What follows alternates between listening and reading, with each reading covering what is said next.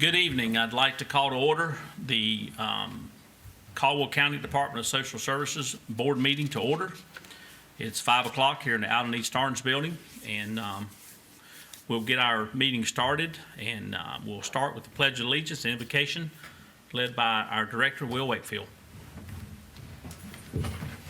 Perkins, if you want to, or Reverend Perkins, if you want to come up, we'll start with the pledge, and then Reverend Perkins will pray. Oh, were you here to do the, I didn't know you was here to do the invocation. He's here, yes, he's here. Sorry, he's here for the invocation. Everybody face the flag.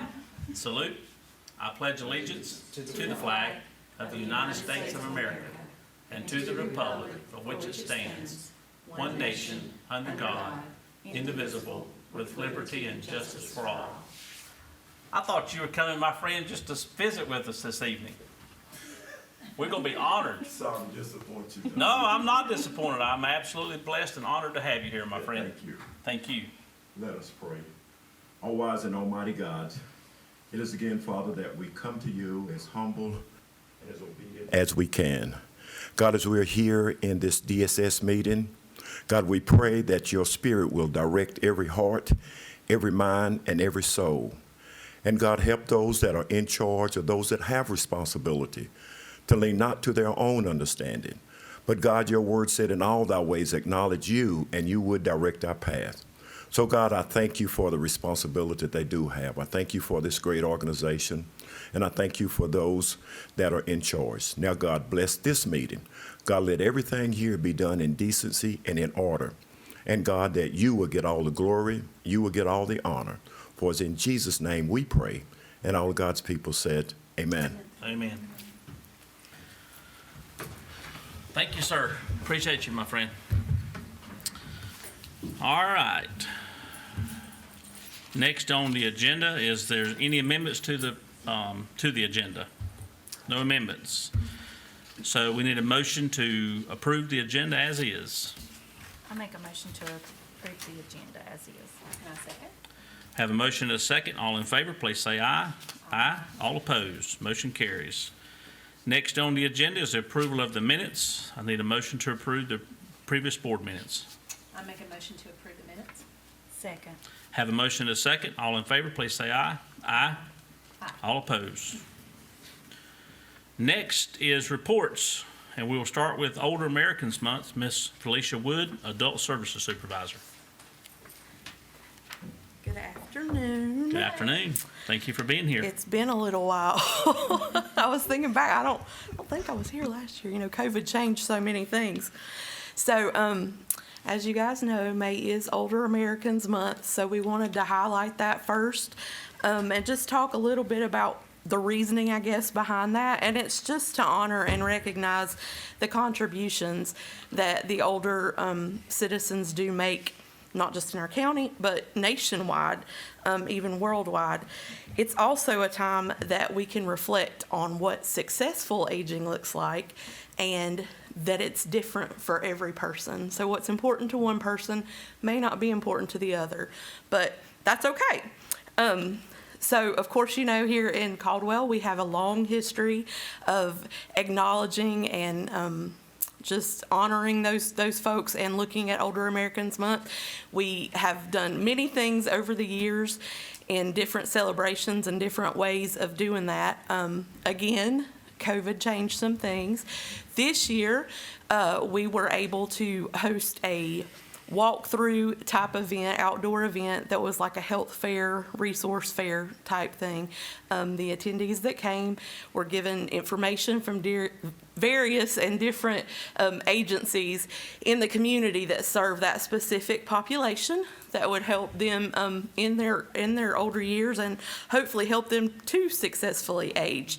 So they received that information, and of course they got some free goodies and wonderful things like that everybody likes to go to health fairs and get your free pens and your notepads and things. So it was a nice event, and we'll probably just continue to see how that evolves from now on. Things certainly are different, and in a lot of ways, not just because of COVID. So we'll be looking at that as the years come now, and how best to honor those folks who we owe so much to. So that's definitely in the back of our mind all the time, is how can we do it next year and how can we do it differently and better. I also wanted to mention, I've been told that you guys it's been mentioned to you at some point that we've created a multidisciplinary team with the Adult Services Unit at DSS. And so I was just going to elaborate on that a little bit. So basically what that is, it's a collaborative effort, and it consists of community partners coming together. We meet once a month. And it's not just for aging adults, it's really any adult that we may be working with, maybe together or not. And it just provides a safe space for these different agencies to get together and talk about things, brainstorm, especially brainstorm, because, you know, sometimes one person can do something that we haven't thought of, or they have a service that we didn't know about, or things like that. So that's sort of why we created it, was just to better serve those folks that, you know, we're mandated to do certain things, but we want to go above and beyond. And so I feel like that's what this is doing. We have had 3 meetings so far, and they're going very well. We one of the nice things to watch and see happen has been to see how the people interact, because, you know, you talk to people on the phone all the time when you call for resources, referrals, and things, but you never met them face to face. And so it's been neat to see that networking.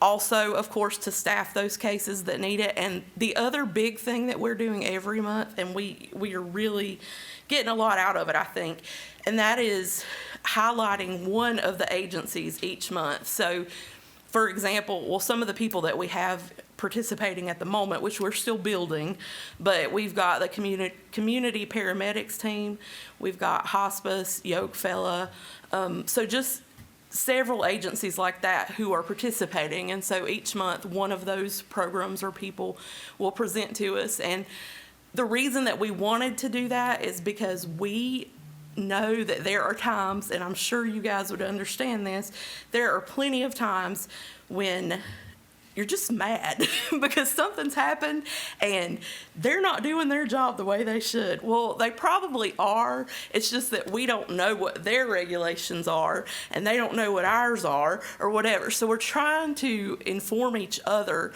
so that when things like that happen, we can kind of be a go-between, and we can tell our teammates, hey, they're doing the best they can. They're doing what they have to, or they're going by the guidelines and rules that they have to follow. So that's been very, very helpful. So we're excited about that project. It's probably one of the bigger things that we've done and created and facilitated in adult services in recent years. So we're really excited about that. And then lastly, I just wanted to highlight that June the 15th is World Elder Abuse Awareness Day. And we always talk about that every day, or every year as well. As you know, protective services is part of what is expected of our department at DSS. And although there are certain criteria that have to be met in order for a report to actually be investigated, we just want people to know that if you have concerns, you need to call us. It's not on the outside, the public, or whoever is the reporter. It's not on them to decide what needs to be done or if anything should be done. Just call us, and we'll work it out from there. So again, that's June the 15th. The the official color, I guess, is purple. So we all plan to wear purple that day. If you guys join us in wearing it, that would be great. Email us a picture or something. Maybe we can make a collage and send that out to everybody. But just be aware that it's coming up. Fantastic. What was that program called again that you were talking about, the second? What we created? The Multi-Disciplinary Team, MDT. Okay. I thought you said disciplinary. That Yeah. scared me a little bit, because I was thinking maybe y'all created this team that we already got out Well, of line. you know, There is a team for that. There's, how do I get wasn't on sure. that one? So when I grew up, discipline, it was like, you get in trouble, you go Right. with disciplined, That's the first thing I thought about when you said that. So I wanted to make sure Absolutely, you said what I thought you said. Going back to your first comment, Uh-huh. first comments about the the day y'all had that recognized the seniors. How was that turnout in regards to the one we used to do at the church? Well, this year wasn't great, but it was rainy. And I think that affected it a lot. We may still go back to that. It's not off the table. Some of the things that have changed, aside from COVID, have to do with, for example, catering. The people that had done it for years told us, 3 years ago now, that they weren't going to continue, and they had always given us a fantastic deal. So finding that price, and now you think about how the cost of things have gone up even more in addition. So it's some stuff like that we're having to, because Celebration of Life is not in any budget line item. Well, we might have to change that. That would be great. We raise all of those funds from community partners, and even at DSS through silent auctions and different donations and things like that. So we've always been able to do it. But we knew it was going to be an issue anyway because they had always given us such a great deal. Yeah. But now with the cost increases, I don't know. It's going to take a lot. Well, I can tell you that I've probably had, a good handful, 5 or 6 people ask me in the community about that event and why we won't doing it anymore. And, Yeah. Well, I used COVID for a couple of years, and right. this year when I tried to use COVID, they were like, "We don't want to hear about that Right. mess no more." Yeah, we were. This was kind of the final year that we were kind of still a little iffy because you got to look at the people we're pulling together. I mean, it is considered, Absolutely. Vulnerable population High risk. for that. So we still weren't real comfortable putting 500 people in a room to eat together, but we know that hopefully we're getting past all that. But I had the same, I told Will, I was at church the other Sunday and I'd gone to the restroom, and this lady, I was washing my hands, and she was like, "What's your name?" And I said, "Felicia." And she said, "I knew it. When are we having Celebration of Life again?" I'm telling you, I've asked. So- I've had a couple people ask me about it. Yeah. So I think it's more, and don't take this in a wrong way, but I think we're more worried about having it 500 people in a room feeding them than they are worried about being there. They just want to be there, They yeah. just want to be there. Yeah. And I think it's time for us to quit looking and blaming everything on COVID and trying to find a way to make things happen. And if Right. it is going to be a little costly, then we work on, from a budgetary standpoint, we work on that. We don't, I'd really like to see us bring that back because I think they enjoyed it. Oh, yeah, by far, my Because it husband. was inside, Where was it held before? I don't even. it was at Mountain Grove Church. Mountain Grove, yeah. Okay. We did it inside, so weather was never an issue. Right. And if I remember correctly, didn't we have some vendors there too? Oh, yeah. Yeah, It's so, always, yeah. Basically, that part was the same this Yeah. year. It's just, not the lunch and not the entertainment. It was Yeah. just the vendors. And Well, you've got, So- you've got some other venues that we may could look at, the Civic Center. And I mean, there's a lot of great caterers around that I would think that from an event like that, they would be willing to help us from a price standpoint, But I'd really like for us to try to get back to that Right. next year. Right. We got a whole year to plan for it. Could work on that budget, that'd be great. Yeah. I mean, and I tell you, it'd be fine, it'd be neat if you could figure out, maybe come back to us with a, estimated cost of what it would be. Even I if we could had totally to- do that. I mean, I can tell you now what it runs 4,500 to 5,000 normally. I don't know, that, the new part would be what I'd have to calculate as That's what far I as, mean, yeah, yeah. 'cause, I mean, So, it'd be double at that. least that or more. It'd be double that probably. Yeah. If you were, Yeah. if you were spending 5 before, you'd be spending 10 now. Right. So- And have you ever been? Yeah. It's a really cool, I didn't think it's a really cool event. That they would go and we'd feed them, and they'd have, entertainment, music playing, and some different games, and I think bingo and some other little Just things that they What could do. age and- does it target? 60 and above. Okay. Yep. They really enjoy it. They It was do, and it's been over 50 years. The year that we had to cancel the first year, what would have been the 50th year celebration. So we haven't technically had it, but we're past that time frame. This but- would be the 3rd year we hadn't had it? Yes, Yeah. yeah. So, I mean, I'm not afraid of trying to find the money. Sounds good to me. I just think it's a matter of mentality. We just got to get our Right. mindset that we're going to do it and not let COVID Right. scare us off, Because I do think that you know, at the end of the day, we can't forget about our seniors. I mean, I know I'm preaching to the choir because you deal with it every day, but we have a tendency to forget that they're there Right. and forget the important role that they play in our society. There's a lot of wisdom there, you know, and a lot of opportunity for us to mix and mingle with those folks and understand what their needs are versus, you know, the needs that we have. My age, your age, is a different need that they Right. have. So Right. I'd really like for us to get focused back on that again and not try to find an excuse not to have it. And we'll make it happen. Sounds good. That's something you think we can do, Will? Oh, yeah. Okay. I don't think the board would disagree with me.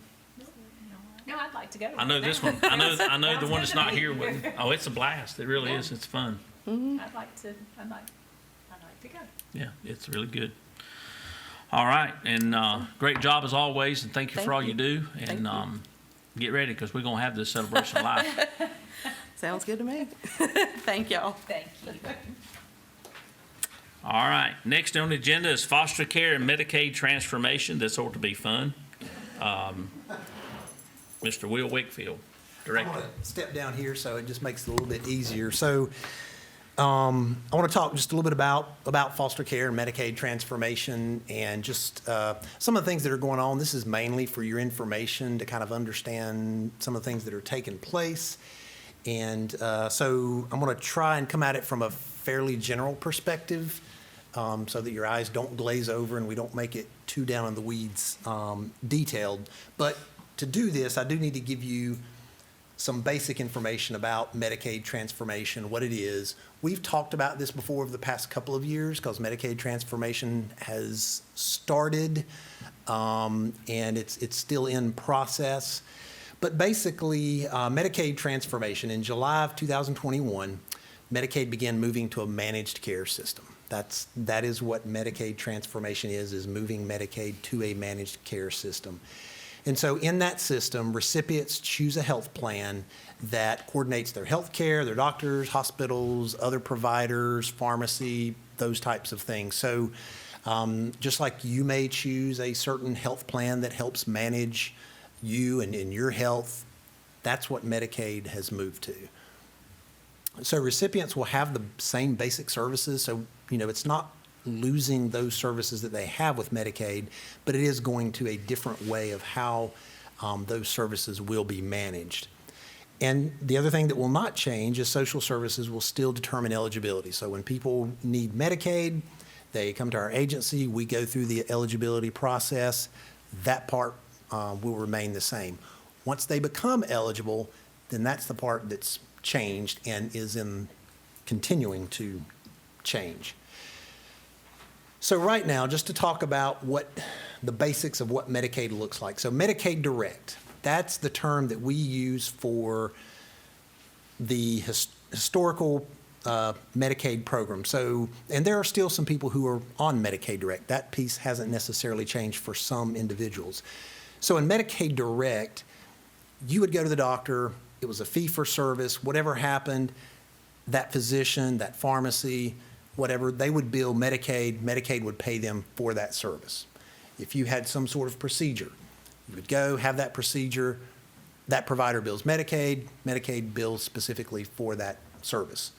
So now, for most of the individuals on Medicaid, now there is what they call a standard plan, and so there are 5 health plans across the state. So when that individual becomes eligible for Medicaid, they will choose their health plan. That health plan will basically help guide individuals in their use of Medicaid. So you will still go to your provider.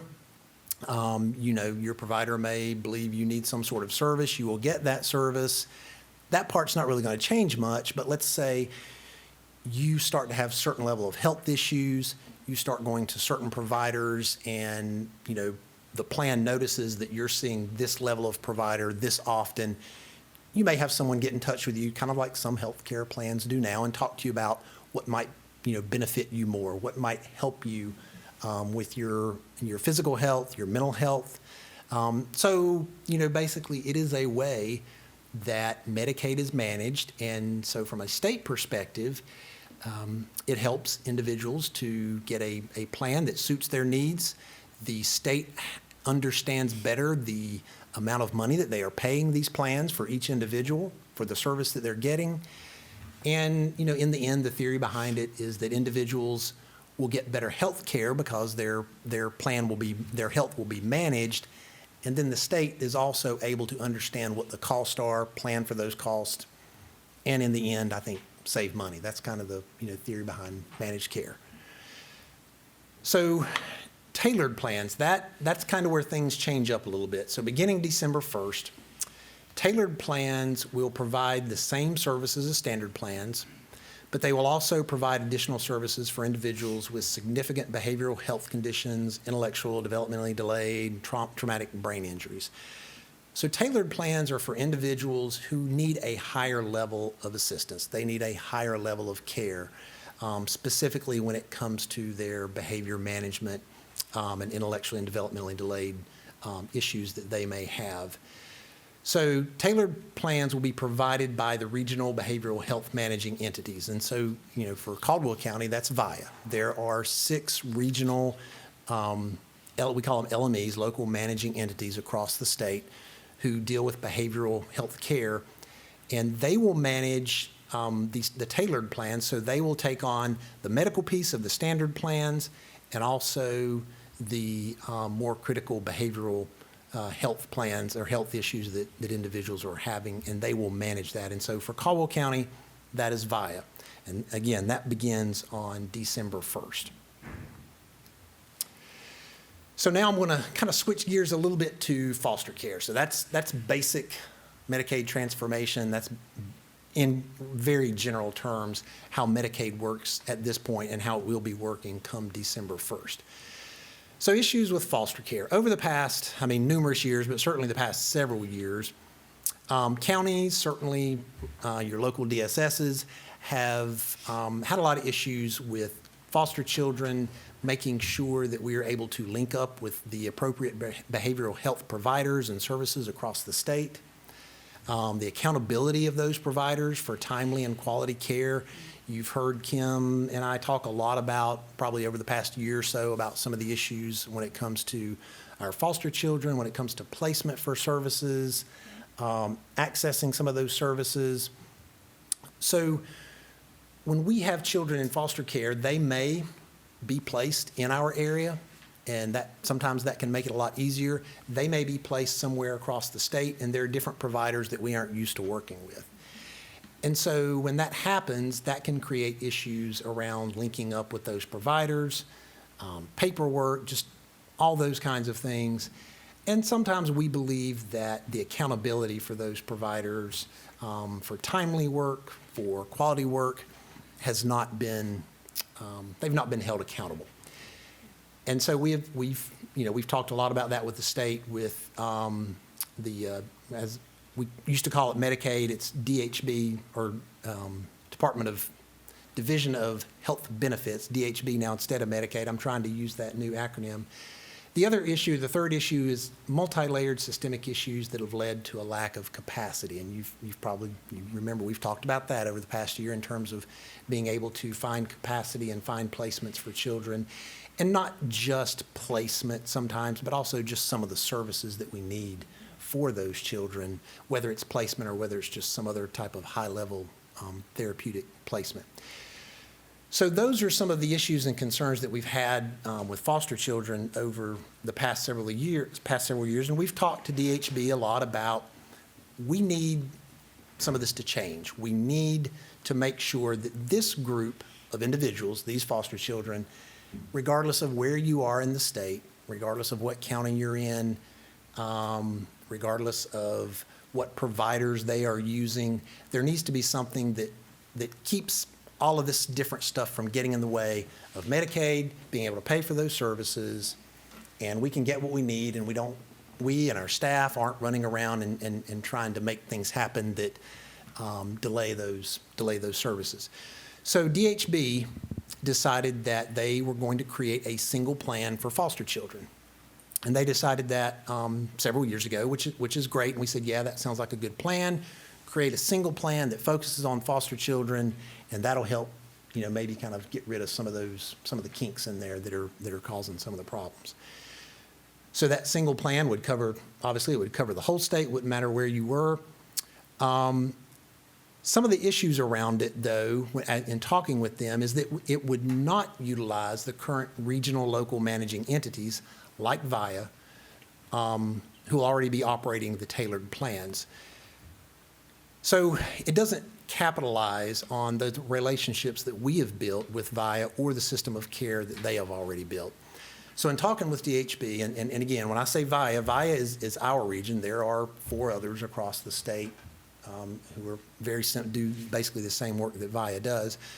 But for us, we have worked hard over the past probably year and a half, really, I think, I'd say a good year and a half, to really work with that relationship and streamline some of the issues that we've had and talk to VIA a lot about some of the problems we're having. And I think they have responded well to what our needs are, and we've created a good relationship. So in talking with DHB about this single plan and basically DHB wants to put it out there so that they bring in a single provider for that plan and not utilize the different LMEs like VIA that are already going to be tailored plans assisting others within our region. So I know that gets complicated, but for us, it's kind of like maybe layering another entity on top of an entity that's already here and that we already have a relationship with. So that's been some of our concern around going at it in that direction.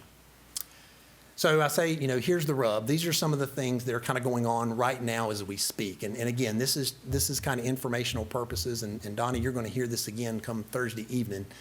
Yep. So DHB, the Division of Health Benefits, AKA Medicaid, is proposing this plan. Tailored plans, the LMEs like VIA, they're upset because they feel like they're going to get left out of serving this population that as a tailored plan, they were already in the middle of planning to serve. So, because that's what a tailored plan would do, is serve those children who fell into that higher level of need. So they're obviously upset that in some way they're going to get left out. There are some counties that are happy because they don't have a good relationship with their LME, with their regional behavioral entity. And I've talked to a lot of those counties and they're just kind of, we'll take whatever. We'll take anything else you want to give. We don't want the LMEs to be a part of this. It's not worked for us. So there are some counties that are happy to see it go in this direction. The North Carolina Association of County Commissioners, initially, several years ago, they did back a single plan along with many of the counties through the Directors Association, because what we wanted to see was a single plan that focuses on all foster children regardless of what their level of need was. We just wanted it to be tailored to foster children. The Commissioners Association has kind of changed tack a little bit to say, DHB, okay, we see what you're asking for and we see where the direction you're going, but we also see that many of these LMEs, like VIA, have done a lot of work in the past couple of years, and we're not so sure that we necessarily just want them to not be a part of this. So maybe pump the brakes just a little bit, take a look at this again, and we're still looking at it as a foster, a plan specifically for foster children, but let's, maybe reassess just for a minute before we move forward with adding another provider on top of all the other providers that are already there. Is that where you land, Will? Do you like that? I do. Kim and I have talked a lot about this, and so that's kind of where that last bullet there, that where our DSS, we really have worked hard at building a good relationship with VIA, and we are concerned about not leveraging what's already there, and without being able to tell what's going to happen in the future.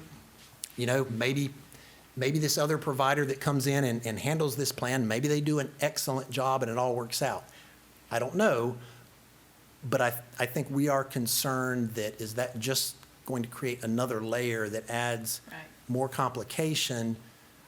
And when we have really worked hard with VIA to overcome some of these issues, not all of these issues, There still has to be some work done, but we are concerned about not leveraging that and leveraging the It's the work. complete unknown, whereas with VIA, you know what you're dealing with in a We- way, we right? do. You We- can we- work with them. Right, we know what we're Okay. dealing with, and, there's still work to be done. So there still needs to be a plan specifically for foster Right. children worked out. I think what we are asking is kind of like the Commissioners Association, just to say, pump the brakes a little bit.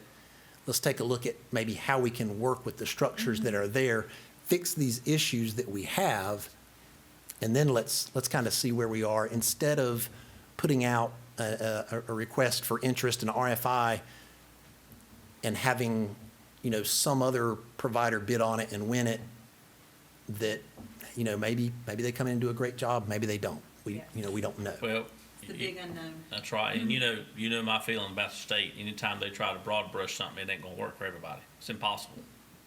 I mean, VIA shouldn't be punished because somebody down the eastern part of the state, that region, they don't do a good job. So that's basically what's happening, is that the good organizations are being punished because of the weaker ones, They're- the poor run programs. You're correct. There are areas of the state that have, they have not been helped by their LME.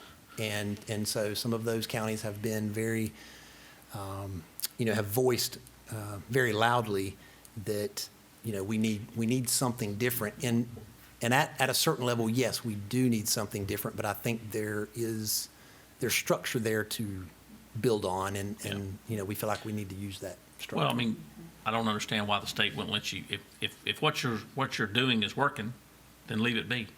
Because if, like you said, it's the unknown, another agency comes in, it may not be as good as what you got. So we might go backwards, might go forward, might go backwards. You don't know.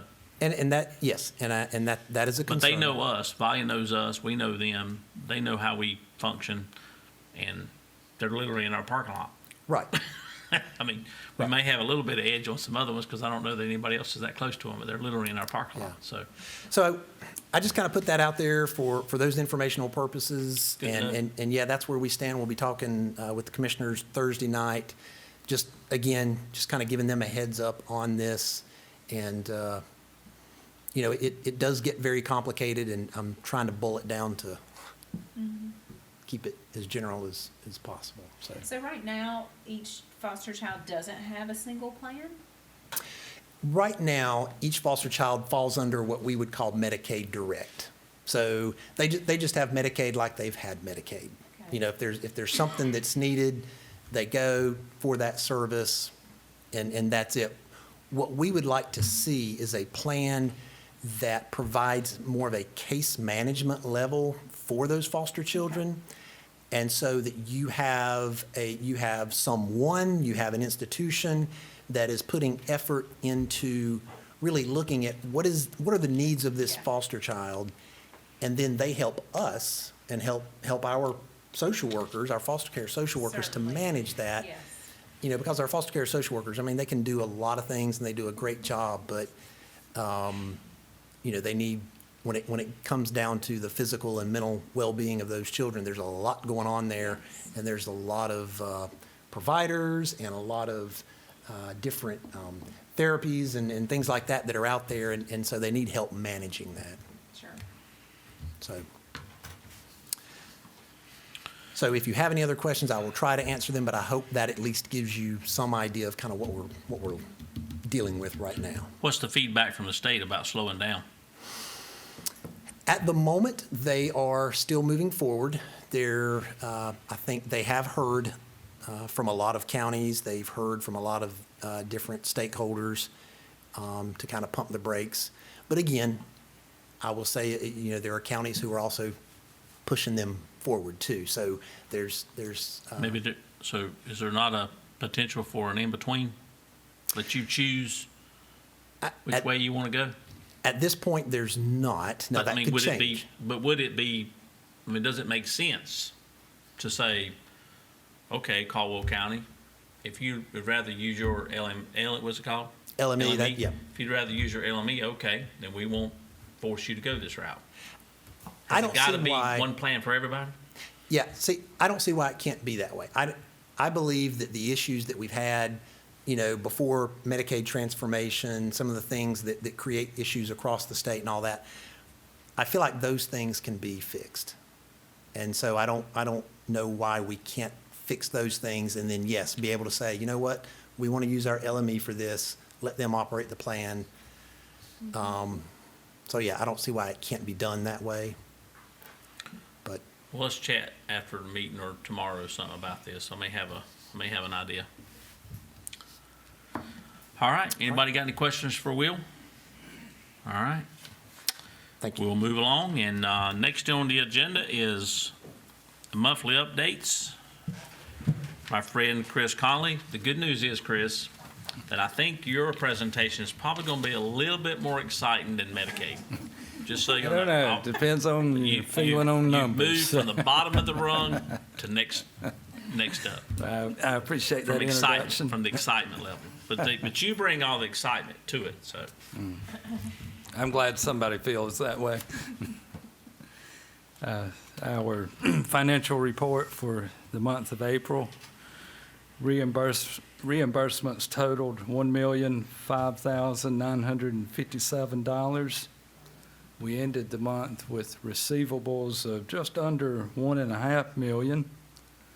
Expenses for the month totaled $1,204,659. So our county dollar utilized for the month was $198,702. Looking at our year-to-date compared to prior year, expenses are just over $1 million higher in the current year.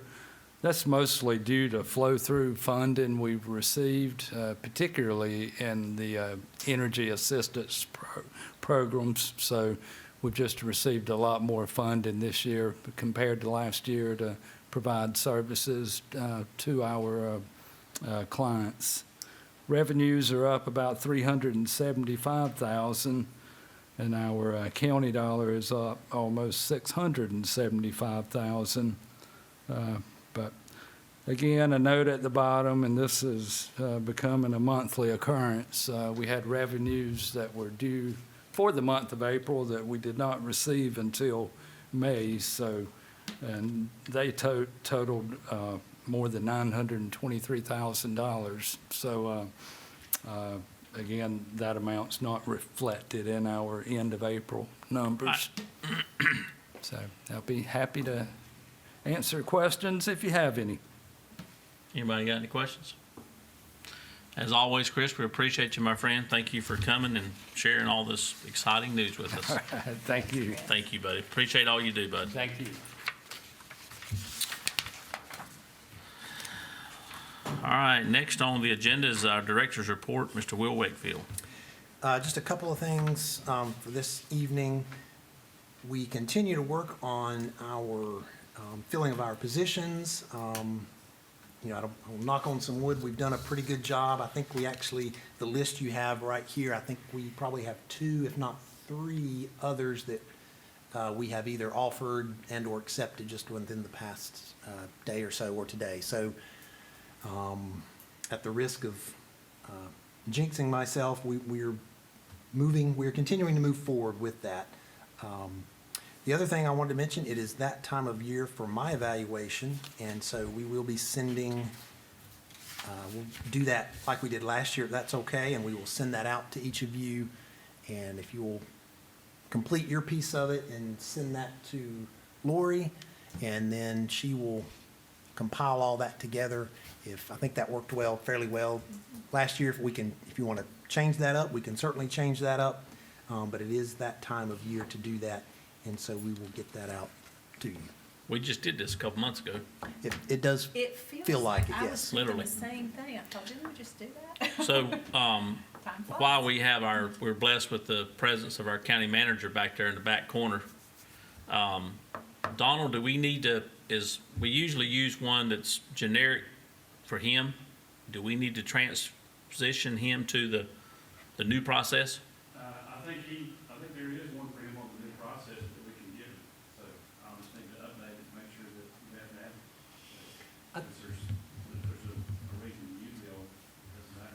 I think she has one. It's whatever y'all want to use. We can send that to you. I believe she has one. No, we made it for every staff. Yeah. Okay, well, I don't wanna, if we wanna stay consistent, then we need a new one. If you don't care either way, then we'll just stick with what we got, we're used to it. So it's your call. A lot of it translates, so. You want me to shoot it to you so you Yeah. can just look at it? Yeah, we'll look at it and see which one we wanna go with. All right, next, while I got you, Donald, before you came in, I think we were having a conversation about our celebration of life. Did you hear that conversation? No, I came in just to see Will's presentation, just so I was ready for Thursday night. Okay. Our celebration of life is basically celebrating the seniors in the community 60 years and above. And we've always, how many years we've done it in a row? We're on 50, yes. Yeah. So we've always done it. COVID obviously stopped us because we have it, there's usually about 500 senior citizens, and we have it at the church at Mountain Grove. We feed them, we have games, some entertainment, some music, things like that. We've always budgeted for that. It's around $5 or $6 grand in the past, pre-COVID. So now we're expecting that to probably be at least double that. So we're going to be looking for maybe to see if the county can assist with helping us with that, because we get a lot of conversation and a lot of comments about why we're not doing it. And we hadn't done it obviously because of COVID, but now we should be able to do it. So we won't be talking about it until next, May, April? Oh. April. Yeah, Right. well, we will start planning in late December, early January. Okay. So just as a mental note, we will be asking for some assistance maybe from the county. Not all. We usually raise that $5 or $6 grand. We're able to usually raise that through private funds and things of that nature, but we may need a little help this year, this coming year. Yeah, this past April, I think we had a pretty big rain, and we just had a drive-through event, and it was very small and toned down, but still had a decent turnout, Yeah. from what I was told. Yeah, the other one, we usually put about 500 people in the church. It's a big event. I would expect with coming out of COVID, it'll be a. Yeah, yeah. And obviously, we've lost some of those people that used to attend, and, we got to educate the new people coming in and that type of thing. So just wanted you to be aware, we will be coming to you there, Mr. County Manager. All right, next on the agenda is Child Services and Adult Highlights. Ms. Kim Arnett, Children's Services Program Administrator. Good evening. Good evening. Hope y'all are well. So for our highlights in April, for statistics, I just want to point out that everything seems to be pretty consistent. We are seeing a rise in our in-home services numbers slightly for this statistic, but since April and throughout May, we have continued to see an increase in in-home services.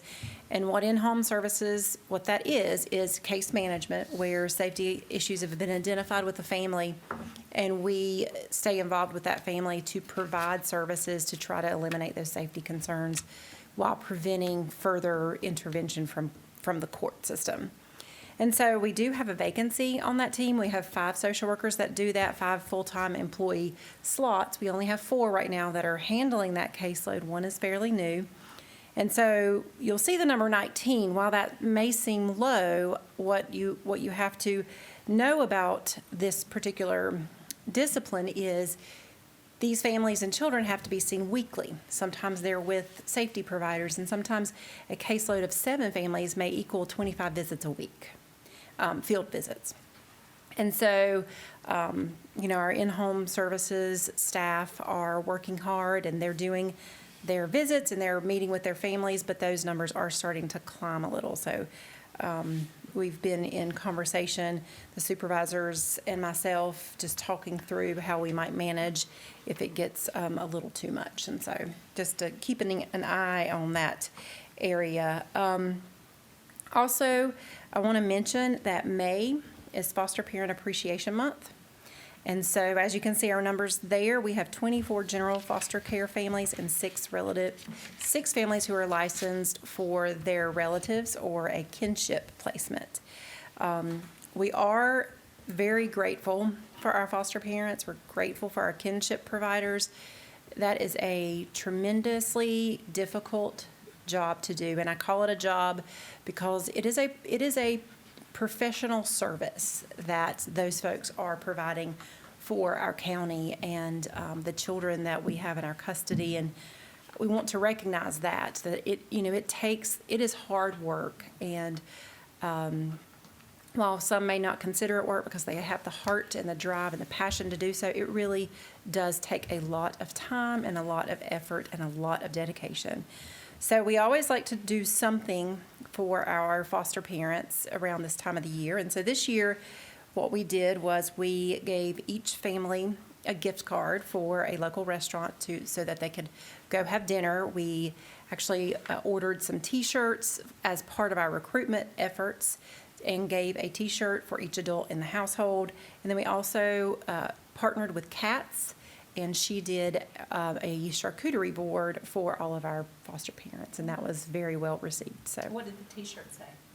it says "Be the Village." I should have brought an example, but it says "Be the Village, Foster Care Kinship, Adoption." So that's a couple little houses on it. And so I've talked before about how we're trying to come up with our brand so that we can start advertising recruitment, our needs. And so we saw this as an example, and so we used it because we needed something pretty quickly, but we are still in the process of developing that brand. And to go along with that, we have reached out to Western Carolina University. And so I'm not really sure what his title is. Nancy Rogers, the supervisor of our adoption and licensing team, has reached out. It's their media person there who's over their media program has been willing to assist us in putting together some recruitment videos for foster parents and adoptive parents. And so we're going to be working with him, and we're going to be doing several videos of those short, like 15-second clips of foster parents talking about their experiences, talking about what they love about foster parenting, but also talking about what almost stops them from being a foster parent. And so they can talk about that barrier and then talk about how they overcome that barrier and how that has paid off for them. Where will those be shown? So we're going to do those, we're going to show those around the area. We're going to show them in churches, maybe during certain events at the Civic Center, just wherever we can show. Social media. Yeah, I was gonna mention social media. Sure. I don't know, like, if you would just ask individual people to share, We will put it on our Facebook page and hopefully share it. Have people share it on We can there, have people yeah. share it on Instagram. We may do something on YouTube. Yeah. So yeah, we'll get. So where are we at? Public Where are we at? Where are we at in that process? Because I know at least a month or so ago we talked about this, and We are in the process of getting the volunteers to do the clips. And so we've already talked with him. We've had a couple meetings with him now. He had to push back our second meeting because he had some end-of-the-year projects that he was working on with Western Carolina. And so we met with him a week and a half ago. And so now we're in the process of going out. And these clips, what they're going to be is really just asking these families questions and filming their answers, and then he'll put together and edit the clips for us. okay. So that's one of the type of recruitment videos that we're going to be doing, but we're also going to be doing a recruitment video for social workers. And so we've been working with our public information officers I think it was it last week? Weeks are just kind of running together now. So I think it was earlier last week, we met with those folks and talked about putting together a video of what being a child welfare social worker looks like.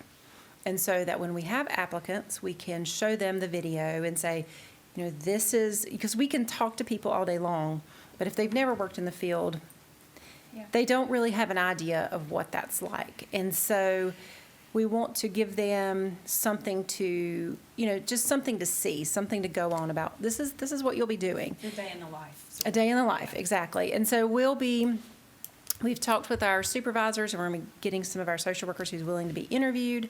Also, some of our supervisors, we're going to be talking through some confidentiality issues and how we might either how we might either go, take folks into the field with us to film certain things, or how we might have to stage some things that we do because of confidentiality, and also filming meetings or activities with some of our community partners, such as the Robin's Nest, law enforcement, the court system, DJJ, Department of Juvenile Justice.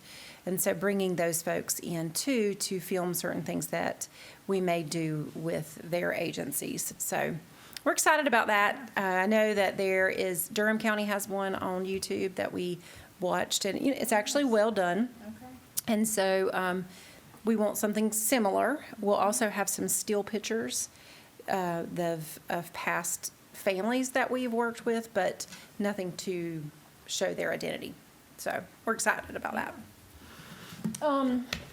So we have been through a couple audits over the past month or so.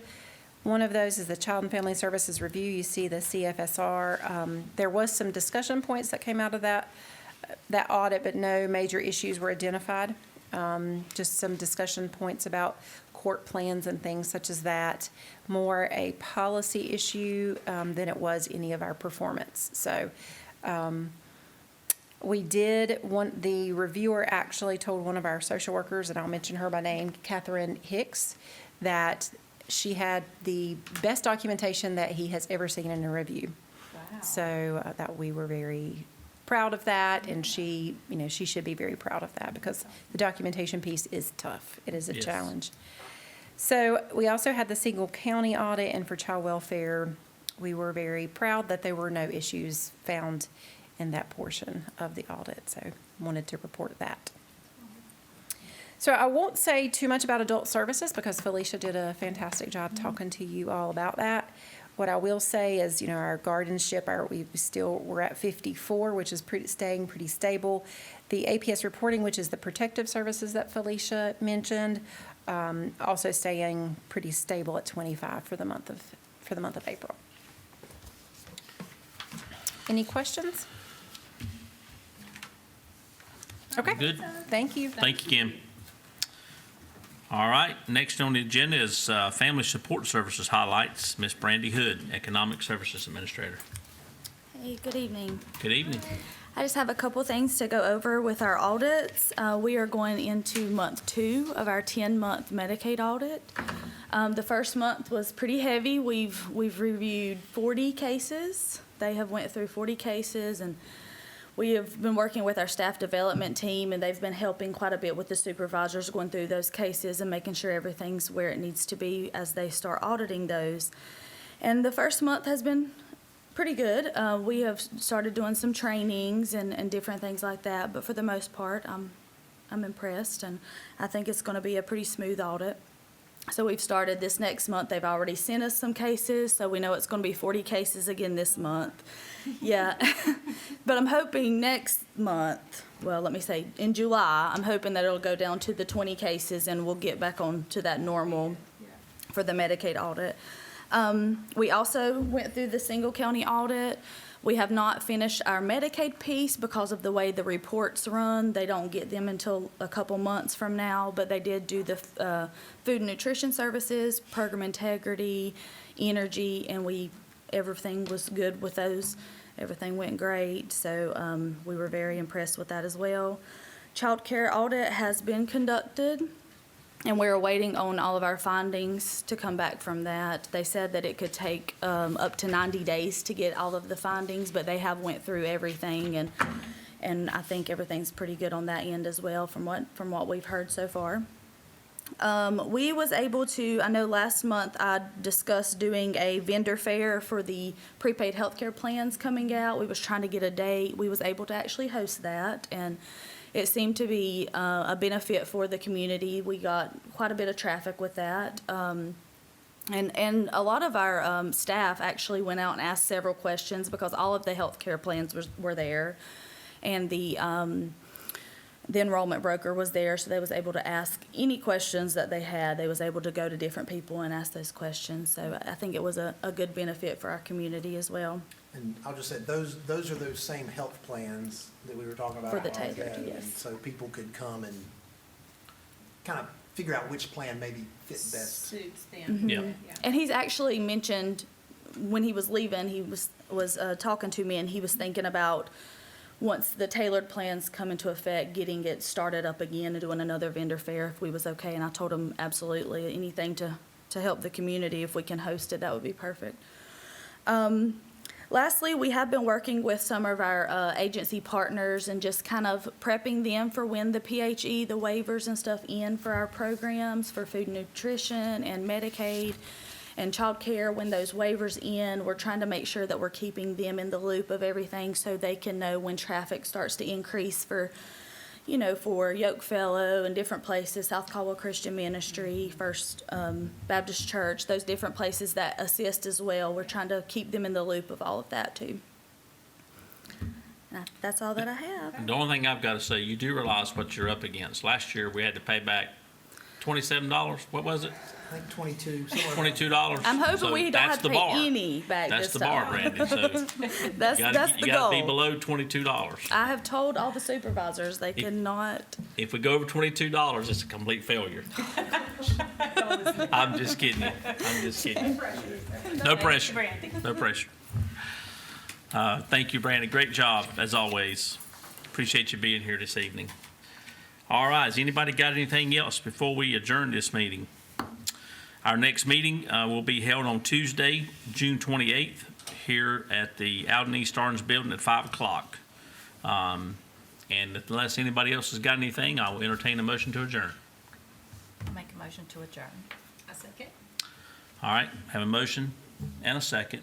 So, all in favor, please say aye. Aye. Aye. All opposed. Meeting is adjourned. Thank you for joining us.